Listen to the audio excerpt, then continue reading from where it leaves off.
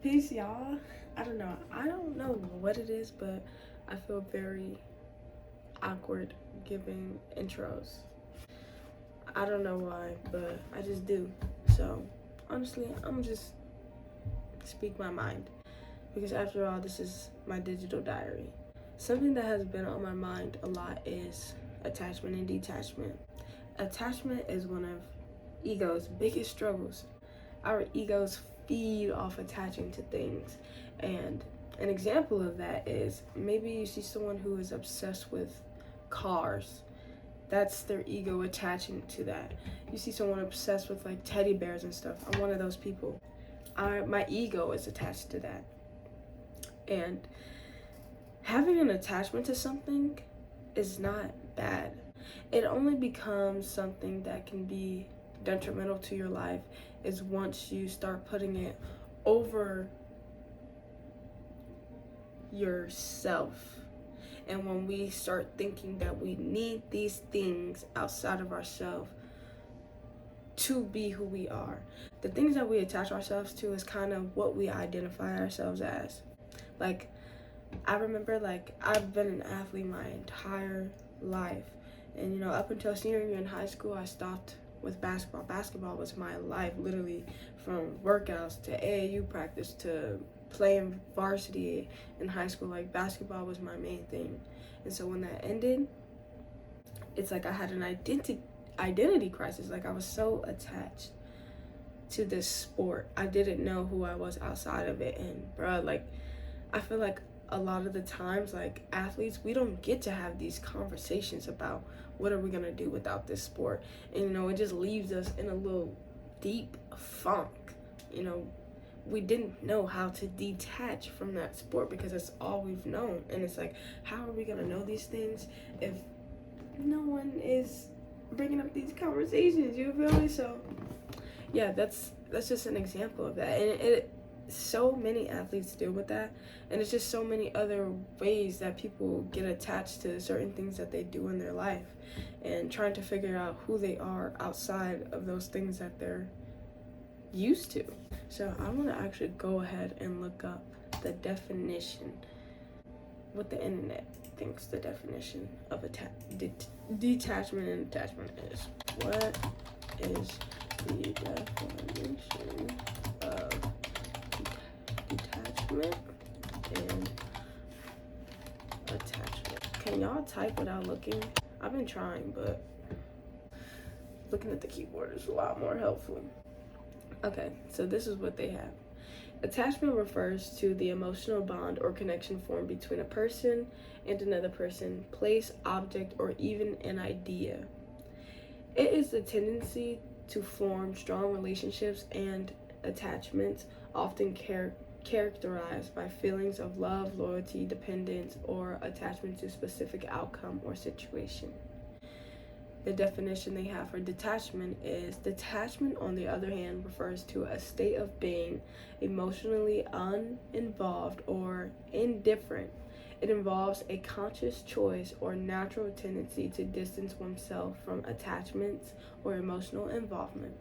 Detachment can be seen as the ability to maintain a sense of inner peace and perspective, especially in situations where one might otherwise feel overly attached or involved. So basically, attachment equals a connection or bond, and detachment is the opposite of that, which is emotional distance or freedom from involvement.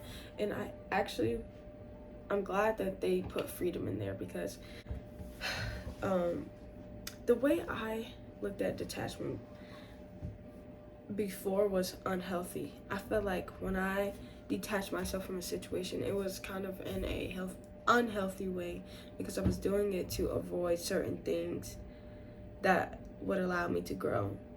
There's certain things in life that trigger you, and if something is triggering you, that's a what is the word? That's an alert to show you that there's room to grow. If something's triggering you, it's having some sense of control over you. And I used to hate being triggered. So anytime I was triggered, I would just remove myself from whatever or whoever was triggering me, and I would go about my business instead of actually sitting with myself, asking myself, why is this thing or person allowing me to feel triggered? Instead of asking myself the questions, instead of sitting with myself and wanting to figure out the root cause to my triggers. And I don't know, I just feel like that was an unhealthy way of going about shit, because how am I trying to evolve when I don't even want to figure out the root problem? You know, how am I going to grow if I don't plant the seed? I look at it sort of like a math equation. When you detach yourself from something in a healthy way, you're allowing, when you're subtracting something, you have more space. And once you have more space, you're allowing other things to come in. You know, you're allowing additions to help you evolve come in. You're allowing that seed to be planted once you create that space. And detachment,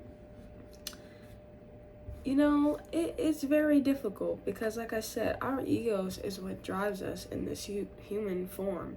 You know, instead of realizing that we're so much more than what our ego has to say. Like, once I found myself outside of sports, I've realized, like, I have a really intense passion to help people with their mental health. I have a really intense passion for creating things in general. Like, it can be anything. It could be art.